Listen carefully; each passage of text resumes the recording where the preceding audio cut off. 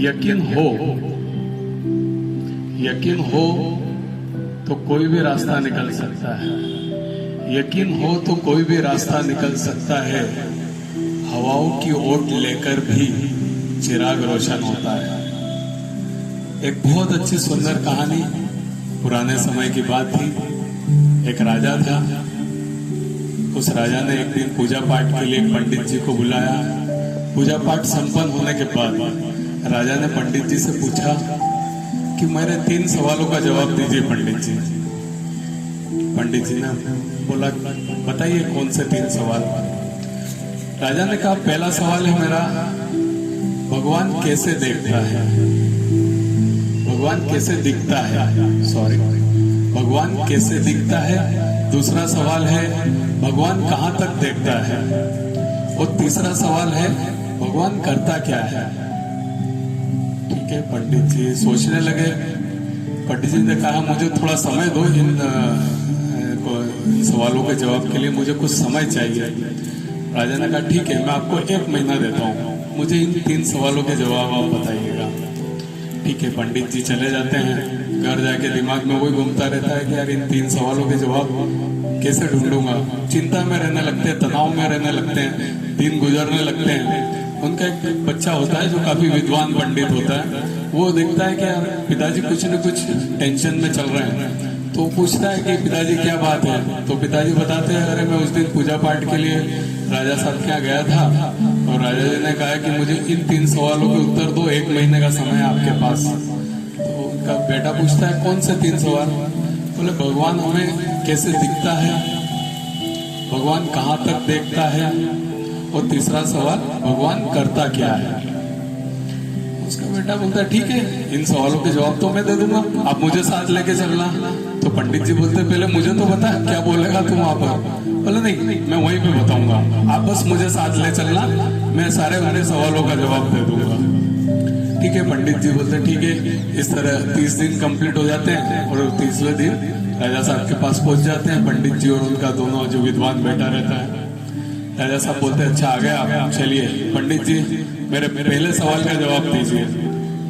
तो पंडित जी बोलता है, राजा साहब मैं तो जवाब नहीं दूंगा आपके 3 सवालों का, पर मेरा बेटा ये काफी विद्वान है और ये आपके सभी प्रश्नों का जवाब देगा। ठीक है, राजा साहब उनके लड़के से पूछते हैं कि बताइए, मेरे पहले सवाल का जवाब बताइए, भगवान कैसे दिखता है।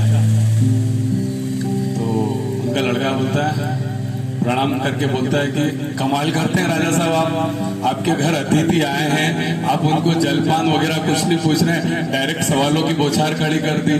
कुछ अतिथि सत्कार भी होना चाहिए। राजा साहब बड़े लज्जा में आ जाते हैं, शर्म में आ जाते हैं। बोलते हैं, यार बात तो सही कह रहा है। वो फटाफट उनके लिए दूध की व्यवस्था करते हैं। दूध के गिलास आ जाते हैं। तो उनका लड़के के हाथ में जो दूध रहता है, पंडित जी के लड़के के हाथ में, वो दूध में ऐसे उंगली करके हिलाने लगते हैं, ऐसे ऐसे देखने लगते हैं, दूध निकाल के। राजा साहब ने देखता रहता है कि यार क्या कर क्या रहा है बंदा, उससे क्या कर क्या रहे हो। बोला, मैं दूध में मक्खन ढूंढ रहा हूँ। तो राजा साहब बोलते हैं, मक्खन को ऐसे दूध में मिलता है क्या, उसको पहले दही जमाना पड़ता है, दही जमाने के बाद मथना पड़ता है, मथने के बाद मक्खन मिलता है। तो जो लड़का होता है पंडित जी का बोलता है, बस यही बात मैं आपको बताना चाहता हूँ कि ऐसे डायरेक्ट थोड़ी भगवान मिल जाता है, ऐसे डायरेक्ट थोड़ी आप भगवान को देख सकते हैं। उसके भी कुछ नियम हैं, आपको रोज ध्यान करना पड़ेगा, साधना करना पड़ेगी, उनको प्रसन्न करना पड़ेगा, तब जाके भगवान आपको दर्शन देते हैं। ऐसे ही थोड़ी कि आपको तुरंत भगवान मिल जाएंगे, अब तुरंत भगवान को आप देख सकते हैं। राजा साहब बड़े प्रसन्न होते हैं उसके जवाब से। बोले, यार बहुत अच्छा जवाब दिया, चलो अब मेरे दूसरे सवाल का जवाब दो, भगवान कहाँ तक देखता है। बोले, ठीक है, इस सवाल का भी मैं जवाब देता हूँ। आप एक काम करिए, एक मोमबत्ती मंगवाइए।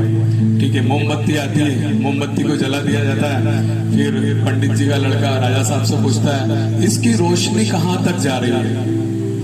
राजा साहब बोलते हैं, चारों तरफ जा रही है। बस भगवान भी सब तरफ विद्यमान है, हर कण में, हर आत्मा में, सब में भगवान का वास है। जहां तक ये रोशनी फैल रही, भगवान भी हर जगह, हर जगह बस बात है। और वो उसके पास हर कर्मों का हिसाब भी है आपके, तो वो हर जगह विद्यमान है। इस रोशनी से मेरा आपको समझाने का तात्पर्य यही है। भगवान उसके इस जवाब से भी प्रसन्न होता है कि भगवान सब तरफ देख सकता है, कोई भी ऐसी जगह नहीं है जहाँ पर वो नहीं देख सकता है, हर कण में विद्यमान है। ठीक है, भगवान बोलता है चलो ये भी जवाब से मैं सेटिस्फाइड हूँ, अब मुझे तीसरे सवाल का जवाब दो कि भगवान करता क्या है। ठीक है, बोले आप मुझसे ये सवाल गुरु बन के पूछ रहे हैं या शिष्य बन के पूछ रहे हैं? तो राजा साहब जब जाते हैं, बोले क्या? बोले शिष्य बन के पूछ रहा हूँ मैं आपसे। तो बोले यार शिष्य बन के पूछ रहे हैं तो ये कैसे गुरु और शिष्य, कि शिष्य तो सिंहासन पे बैठा है और गुरु नीचे खड़ा है। तो राजा को ये बात भी बड़ी टच कर जाती, बोलती है हाँ ये बात सही कह रहे हैं। वो उसको पंडित जी के लड़के को अपने सिंहासन पे बैठाते हैं और खुद नीचे खड़े हो जाते हैं शिष्य की बात में। बोले अब मेरे तीसरे सवाल का जवाब दीजिए कि भगवान करता क्या है। बोले अब क्या जवाब देना, देख तो लिया आपने, एक पल में उसने रंग से राजा बना दिया और राजा को राजा से रंक बना दिया। ये मेरे तीसरे सवाल का भी जवाब है कि एक पल लगता है। तो भगवान करता क्या है? तो भगवान ये करता है, भगवान की अच्छे से भक्ति करें, आराधना करें, ध्यान करें तो बिल्कुल हम भगवान को भी पा सकते हैं। इस कहानी से हमें यही शिक्षा मिलती है। धन्यवाद। एक कविता के माध्यम से मैं अपनी बात को खत्म करूंगा। बहुत जबरदस्त कविता है, पहले भी मैंने आपको सुनाई है, लेकिन एक बार फिर आपको मैं स्मरण में याद दिलाना चाहता हूँ उस कविता को। दर्पण झूठ ना बोले कि जब हासिल हो जाए वो सब, कि जब हासिल हो जाए वो सब जो चाहते